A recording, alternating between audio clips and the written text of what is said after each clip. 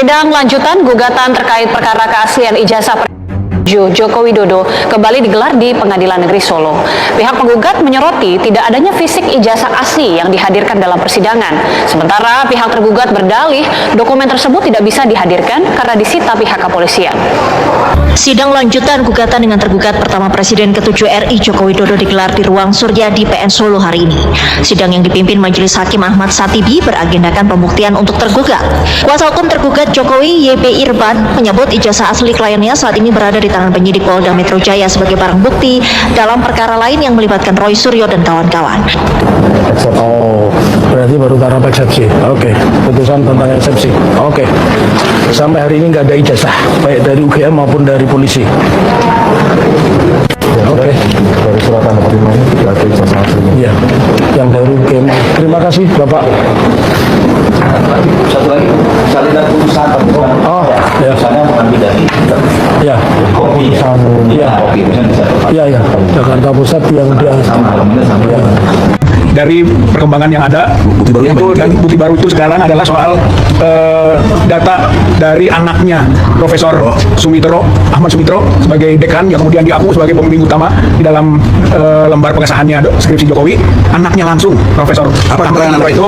Yang pertama adalah bahwa namanya bukan Soe Mitro sebagaimana ada di dalam lembar pengesahan. Lembar pengesahannya yang benar SU Mitro, itu anaknya sendiri, dan anaknya itu Aida Glenduri itu juga alumni Fakultas Kehutanan UGM waktu bapaknya jadi dekan, sehingga dia lampirkan, dia sebarkan di media yang dinyatakan seperti itu. Gitu satu. Yang kedua adalah bahwa tanda tangan yang ada di ijazah, bukan ijazah ya, di lembar pengesahan skripsi berbeda dengan tanda tangan Sumitro gitu, sehingga ini mencolok sekali sebagai penipuan atau pemalsuan. Sehingga itulah kenapa itu kan apa yang berkembang di media itu kita bawa ke baris krim sehingga menjadi bukti hukum.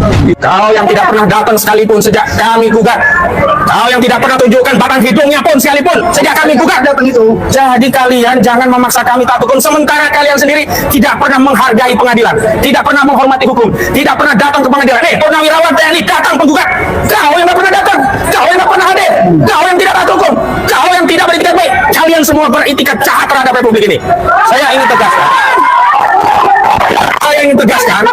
Saya ingin tegaskan sekali lagi kepada Puan, Antoni Salim, Jokowi, Erlangga. Saya katakan kepada kalian semua, kami sudah siap bertarung pada materi pokok perkara. Sudah banyak buktinya. Bukti pertama apa? Arsin, Kadeskot, dan Sekdesnya sudah masuk penjara. Dua penerima kuasa hukum juga sudah masuk penjara. Makanya saya ingatkan, jangan dekat-dekat dengan oligarki perampas tanah rakyat ini. Kalian bisa ditumpangkan seperti Arsin dan juga kuasa. Kalian jangan mau. Jangan makan duit haram dari Aguan. Aguan dapat duit dengan merampas tanah rakyat. Ojo lapis bumi akan mengimpit kalian. Siapapun yang makan tanah rakyat Banten. Tanah rakyat Banten itu punya tuah. Siapa yang berani berbuat zalim kepada tanah Banten, maka kalian akan siap menerima tuah. Kalian bisa lepas dari peradilan dunia, tapi sekali-kali kalian tidak akan pernah lepas dari peradilan Allah Subhanahu wa Ta'ala. Kalian pasti di dunia juga kezaliman kalian akan dibalas. Makanya kita akan menunggu dari Bareskrim Mabes Polri untuk meningkatkan kasus ini. Jangan hanya Arsin, Sekdes, kemudian SP dan Chandra saja yang ditetapkan tersangka yang ditahan, ya kan? Semua yang terlibat, termasuk yang menerima manfaat dari barang curian tanah yang dirampas dari rakyat, ini juga harus dilibas, harus ditangkap. Sederhana saja, sederhana. Kasus pencurian motor dengan modus memalsukan BPKB dan STNK, itu yang ditangkap bukan yang maling dan yang memalsukan BPKB, yang memasukkan STNK enggak, tapi juga yang penadah motor curian ini juga ditangkap. Hari ini sertifikat itu siapa yang nadah? Terbukti Agung Sedayu. 263 SKGB itu diakui punya anak usaha Agung Sedayu. Mereka yang ngomong, BPN juga udah ngomong, Menteri ADR juga ngomong, itu punya Aguan, punya Agung Sedayu. Untuk proyek industri properti P2, yang proyek ini punya Aguan dan Antoni Salim. Kalian selama ini didiamkan, rupanya tambah lama tambah kuat ngajar kalian kepada tambah kuat ngajar kalian kepada negara ini, tambah kuat ngajar kalian kepada rakyat Indonesia. Ingat, Jadi saya terangkan sebagai orang Islam, siapa saja di dalam akidah kami umat Islam yang mati membela hartanya, maka dia mati syahid. Maka rakyat Banten yang berasal dari peradaban Islam, Kesultanan Banten Islam, itu siap membela hartanya. Kalau mereka menang, itu adalah keutamaan yang mereka akan dinaikkan derajatnya. Kalaupun akhirnya mereka tergilas, mereka syahid. Jadi ingat, jangan sekali-sekali bermain-main. Memang harus polisi yang manggil Aguan dan Antoni Salim, baru dia datang. Kalau sama pengadilan, dia dilepeh, dikabaikan. Tapi sekali lagi, polisi pun hari ini kita lihat kok sikapnya begitu.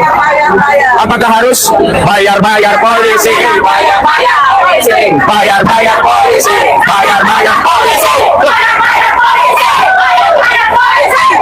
ya, apa harus bayar polisi agar bisa menangkap Aguan? Apa harus bayar polisi bisa nangkap Antoni Salim? Atau setidaknya nangkap Encut, Gojali ini ya, Mandar Mehmet, kemudian Ali Hanafi Lijaya, ini semuanya atur pagar laut. Kenapa kejahatan sertifikat lautnya ditangkap, ditahan, pagar lautnya yang jogrok, yang kelihatan nggak ditahan-tahan sampai hari ini? Padahal kalau pagar laut itu bisa ditangkap dengan pasal 98 Undang-Undang 32 2009. Di sebuah cuplikan video yang barusan kita tonton ini yang cukup dan juga sangat menarik ini teman-teman, ada banyak sekali yang menjadi tanggapan ataupun komentar para netizen dalam menanggapi video yang barusan kita tonton ini. Nah, di sini ada yang mengatakan, yaitu siapa yang mendukung kejoliman pasti akan Allah balas. Memang ijazahnya palsu. Pengadilan wajib minta kepolisian, bila persulit kepolisian wajib kepala kepolisian digugat dan dipenjarakan bila mempersulit pengadilan. Benarkan alasan ijazah masih disita. Ijazah itu emang tidak ada. Jokowi itu sekolah pun tidak. Bang Hozi teruskan perjuangannya. Mayoritas rakyat mendukung perjuangan Anda. Mantap, jangan kasih kendor, berbelit-belit terus. Benar-benar Jokowi itu pembohong. Ijazah palsu pingin jadi presiden, lagi tidak punya malu. Konspirasi licik dan jahat, Parcok, Parjak, Parkim dan juga para termul. Terus berjuang para pahlawan kebenaran dan kejujuran, melawan kezoliman. Rakyat bersama kalian untuk NKRI yang telah dirusak oligarki. Dari awal juga Jokowi tukang ngibul. Awal jadi wali kota di Solo, gelarnya doktorandus. Jadi gubernur dan juga presiden disulap gelar jadi insinyur. Besok-besok bisa disulap lagi jadi profesor. Repot manusia satu ini. Langsung tangkap saja kok lambang banget. Gaspol Bang Hozi, jangan kasih kendor biar melek itu Parcok yang rakus. Nah, lanjut lagi. Di kepolisian fotokopi yang sama, kemelut ijazah itu semua dalam genggaman kepala Om Polisi Sigit, penjahat sejati. Semoga perjuangan kebenaran akan menang. Mantap para pembela kebenaran, maju terus, semoga perjuangan kalian mendapat ganjaran dari Tuhan Yang Maha Esa. Sehat-sehat dan selalu dalam lindungannya. Hadirkan penyidik, bawa ijazahnya dan tunjukkan. Barang bukti harus dihadirkan, mau itu di polisi ataupun di mana saja wajib dihadirkan. Apabila di polisi penegak hukum, ngapain polisi terkesan melindungi Jokowi? Di sidang ini instansi Polri juga sebagai tergugat. Kalau memang ijazahnya asli, apa susahnya Polda Metro Jaya meminjamkan ijazah itu ke Polresta Surakarta untuk dibawa ke persidangan? Ditolak wali nyampe kiamat, kurang 2 hari ijazahnya memang tidak ada yang asli. Nah, lanjut lagi teman-teman. Yang minta membuat ijazah yang harus dihukum. Dengar itu termul, hakim sudah mengatakan Mulyono ijazahnya palsu.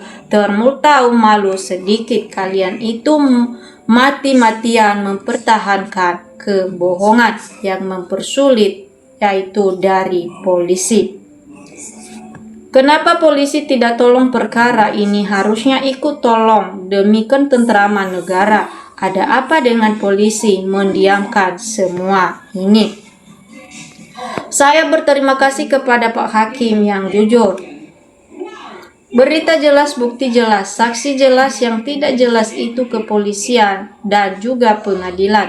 Daripada lama-lama pengadilan rakyat saja yang sudah jelas, penjahat jadi penguasa atau pejabat, istana menjadi sarang segala mafia.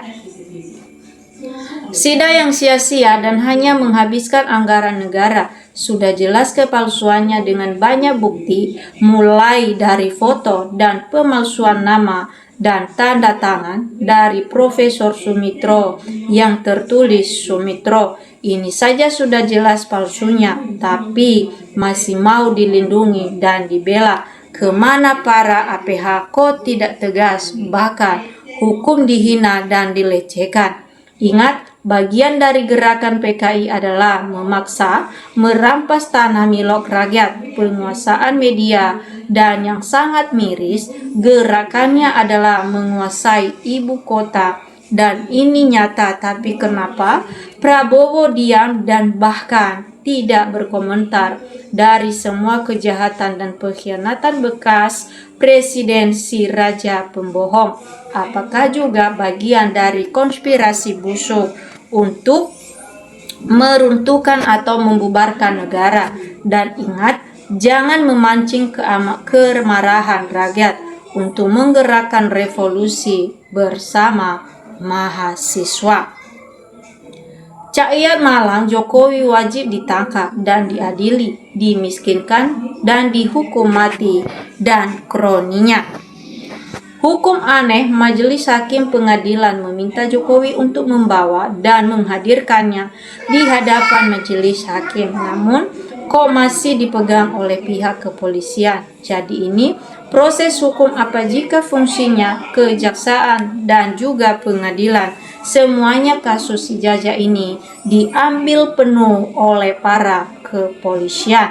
Nah, teman-teman, inilah yang menjadi tanggapan ataupun komentar netizen atau masyarakat dalam menanggapi video yang barusan kita tonton ini. Oke teman-teman, sampai ketemu di video kita berikutnya. Salam NKRI, harga mati.